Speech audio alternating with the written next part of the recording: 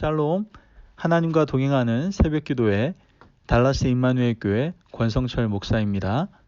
오늘도 하나님과 동행하며 풍성함을 누리시는 저와 여러분 되시길 축복합니다. 오늘 말씀은 말라기서 3장 7절에서 12절까지의 말씀입니다. 만군의 여호와가 이르노라. 너희 조상들의 날로부터 너희가 나의 규례를 떠나 지키지 아니하였도다. 그런즉 내게로 돌아오라. 그리하면 나도 너희에게로 돌아가리라 하였더니 너희가 이르기를 우리가 어떻게 하여야 돌아가리까 하는도다. 사람이 어찌 하나님의 것을 도둑질하겠느냐. 그러나 너희는 나의 것을 도둑질하고도 말하기를 우리가 어떻게 주의 것을 도둑질하였나이까 하는도다. 이는 곧 11조와 봉헌물이라. 너희 곧 온 나라가 나의 것을 도둑질하였으므로 너희가 저주를 받았느니라. 만군의 여호와가 이르노라. 너희의 온전한 11조를 창고에 들여 나의 집에 양식이 있게 하고 그것으로 나를 시험하여 내가 하늘문을 열고 너희에게 복을 쌓을 곳이 없도록 붙지 아니하나 보라. 만군의 여호와가 이르노라. 내가 너희를 위하여 메뚜기를 금하여 너희 토지 소산을 먹어 없애지 못하게 하며 너희 밭에 포도나무 열매가 기한 전에 떨어지지 않게 하리니 너희 땅이 아름다워짐으로 모든 이방인들이 너희를 복되다 하리라. 만군의 여호와의 말이니라. 아멘. 하나님의 말씀입니다. 여러분, 요즘요 자유를 추구하면서 법에 오히려 자신의 삶을 억압한다라고 생각하는 사람들이 많아지고 있죠. 물론 잘못된 법들 존재합니다. 시대에 따라서 상황에 따라서 그 법이 잘 안 맞는 경우도 있겠죠. 그래서 그러한 법들이 다시 수정되어지고 새로운 법이 제정되기도 하죠. 법이 수정되었다고 해서 사실은 그 법이 잘못되었다라고 말하기는 좀 어려운 것 같습니다. 왜냐하면은 그 법이 세워질 당시에는 그 시대에는 그 상황에는 그것이 꼭 필요한 법이었을 수도 있기 때문에 그렇다라는 것이죠. 시대와 상황에 따라서 분명 다시 개정되어야 될 법들도 분명히 존재하겠죠. 그러나 여기서 우리가 놓치지 말아야 할 것이 있습니다. 그것은 그 법이 제정되게 된 이유, 그 목적의 의미를 아는 것이 사실 더 중요하다라는 것이죠. 하나님의 말씀인 율법도 마찬가지입니다. 우리는 율법을 지키느냐, 지키지 않느냐에 관심이 참 많죠. 율법을 반드시 지켜야 하고 지키지 않으면 문제가 된다라고 생각을 합니다. 하지만 그보다 하나님께서 어떤 마음으로 율법을 제정하셨는지를 살펴보는 것이, 그 의미를 알아가는 것이 훨씬 더 중요하다라는 것이죠.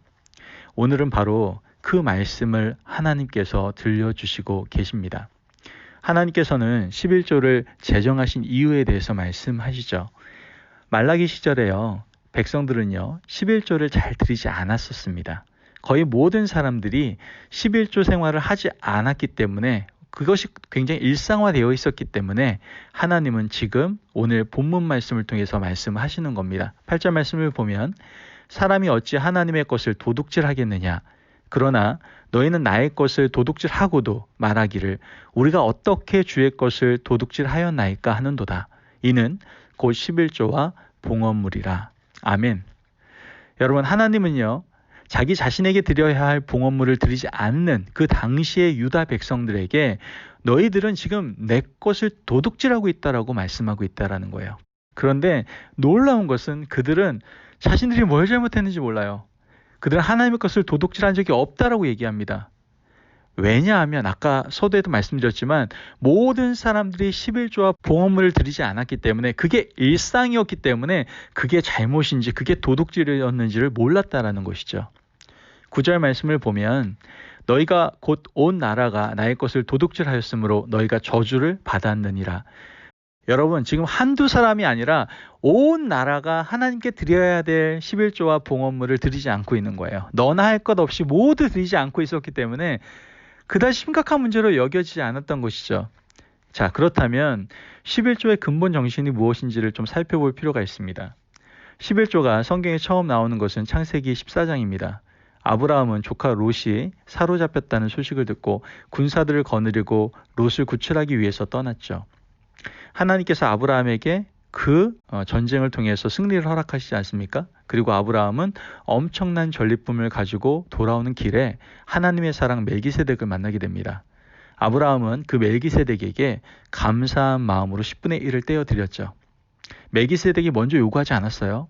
아브라함은 하나님께서 자신을 지켜주신 것에 대한 감사로 자발적으로 10분의 1을 드린 것이다라는 거예요. 이것은요, 더 중요한 건 율법이 생기기 이전입니다, 사실.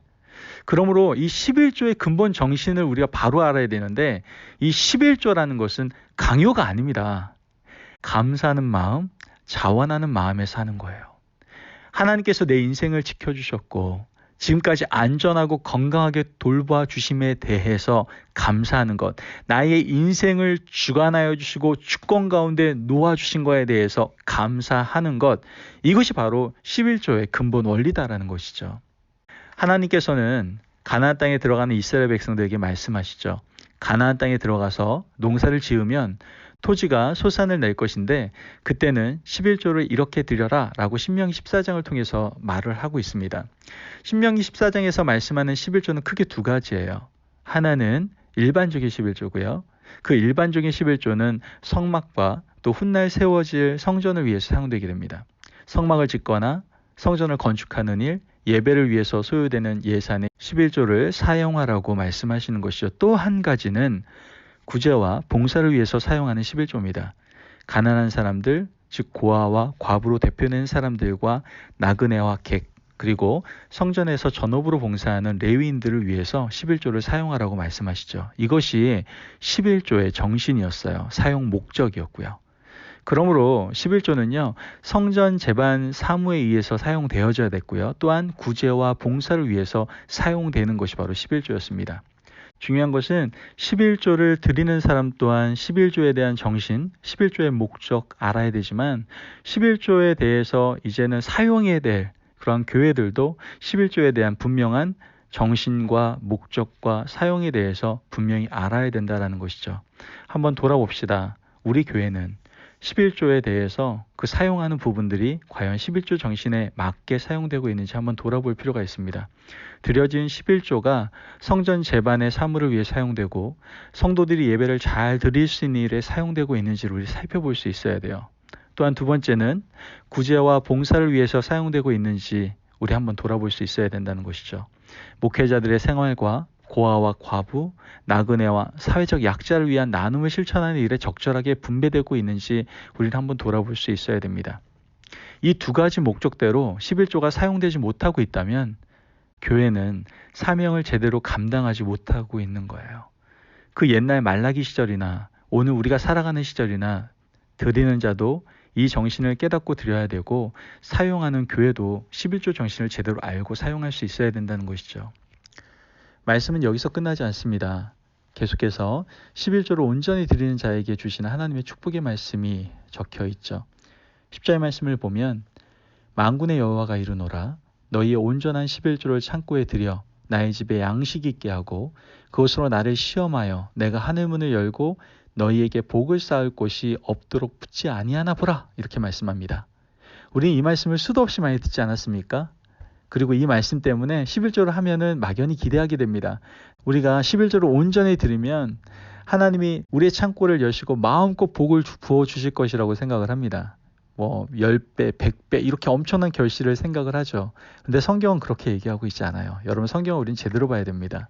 11절과 12절 말씀을 보면 만군의 여호와가 이르노라 내가 너희를 위하여 메뚜기를 금하여 너희 토지 소산을 먹어 없애지 못하게 하며 너희 밭에 포도나무 열매가 기한 전에 떨어지지 않게 하리니 너희 땅이 아름다워짐으로 모든 이방인들이 너희를 복되다 하리라 만군의 여호와의 말이니라. 아멘. 자, 지금 말씀을 보면 메뚜기를 금하고 토지 소산을 지켜주며 또 포도나무 열매가 기한 전에 떨어지지 않게 하시겠다라고 말씀하시는 거예요. 이건요 엄청난 복을 우리에게 부어주시겠다는 게 아니에요. 우리의 삶, 일상, 우리의 인생을 어떻게 해요? 복으로 다스려 주시겠다라는 말씀입니다. 좀 더 자세히 말씀드리면 내가 너희들의 삶을 주관하고 주권적으로 붙잡아 주겠다. 그 말씀하고 계시는 거예요. 우리가 하나님께 11조를 마음을 다해 드리면 하나님께서는 우리의 인생의 울타리를 든든히 지켜주시고 보호해 주신다라는 말씀을 하시는 것이죠. 그리고 더 나아가 우리 주변에 있는 사람들에게도 존귀 여김을 받도록 우리를 귀하게 여겨주시겠다라는 하나님의 약속인 것입니다. 여러분, 우리는 11조를 통해서 하나님의 주권을 인정하게 됩니다. 하나님께서 주신 것입니다. 하나님께서 나를 보호하셨기 때문에, 나를 다스려 주셨기 때문에 이 모든 것이 가능했습니다. 감사함으로 자원하는 마음으로 우리는 하나님께 온전한 11조를 드리게 되죠. 이렇게 하나님의 주권을 인정하게 되면 하나님께서도 우리의 인생을 주관하시고 하나님의 주권 가운데 우리를 놓아 주신다라는 것이죠. 이것이 바로 11조의 놀라운 은혜입니다. 여러분, 오늘 이 말씀을 잘 기억하시고 11조의 의미와 목적을 가지고 하나님께 11조를 어떻게 드려야 될지 정말 감사한 마음, 자원하는 마음으로 하나님께 온전히 올려드릴 수 있는 저와 여러분 되시기를 바랍니다. 또한 동시에 주님의 몸된 교회가 이러한 하나님께서 허락하신 11조를 가지고 11조 정신의 사용 목적에 따라서 아름답게 흘려보낼 수 있도록 또한 기도해 줄 수 있는 저와 여러분 되시기를 바랍니다. 오늘 이 귀한 말씀을 통해서 하나님께 이제 온전한 11조 생활로 나아가겠노라고 고백할 수 있는 저와 여러분들이 되시기를 바랍니다. 온전함으로 하나님께 11조의 의미와 정신과 목적에 따라 자원하는 마음으로 감사함으로 하나님께 드리게 되면 여러분들의 모든 인생과 또한 여러분들의 모든 삶과 비전 가운데 하나님이 가장 선한 길로 이끄시고 다스려 주실 줄을 믿습니다. 기도하겠습니다. 하나님 감사합니다. 오늘도 우리에게 귀한 말씀을 허락하여 주시고 온전한 11조 생활에 대해서 다시 한번 깨닫게 하시니 감사합니다. 하나님, 우리가 이 11조를 돈으로 보는 것은 이미 본질에서 어긋난 삶의 모습임을 주님께 고백합니다. 하나님, 온전한 11조, 정말 하나님의 주권을 인정하는, 하나님의 다스림을 인정하는, 그것을 감사함으로 올려드리는 그런 우리의 삶의 모습이 11조 생활이 될 수 있도록 도와주옵소서. 또한 우리가 온전히 드려지는 그 11조를 통해서 주님의 몸된 교회가 그 11조의 사용 목적에 따라, 의미에 따라 복되게 이 세상 가운데 흘려보낼 수 있도록 주님이 인도하시고 역사하여 주옵소서. 이제 앞으로 더 하나님 앞에서 온전한 11조 생활을 통하여 하나님을 기쁘시게 드리며 또한 우리에게 부으시는 은혜를 우리가 마음껏 누리기를 간절히 소망합니다. 모든 은혜에 감사드리며 예수님의 이름으로 기도합니다. 아멘. 오늘도 하나님과 동행하며 풍성함을 누리시는 저와 여러분 되시길 축복합니다. 온전한 11조 생활은 바로 하나님의 주권을 인정하는 겁니다. 그 주권을 인정하며 감사하는 마음, 자원하는 마음으로 함께 드리는 것이죠. 또한 그 드려진 11조는 주님의 몸된 교회 안에서 분명한 11조의 사용 목적에 따라 그 의미에 따라 잘 흘러나가야 됩니다. 이를 위해서 함께 기도하고 이 모든 아름다움을 통해서 하나님 나라를 확장시켜 나갈 수 있는 저와 여러분 되시기를 축복합니다. 말씀 안에서 승리하십시오.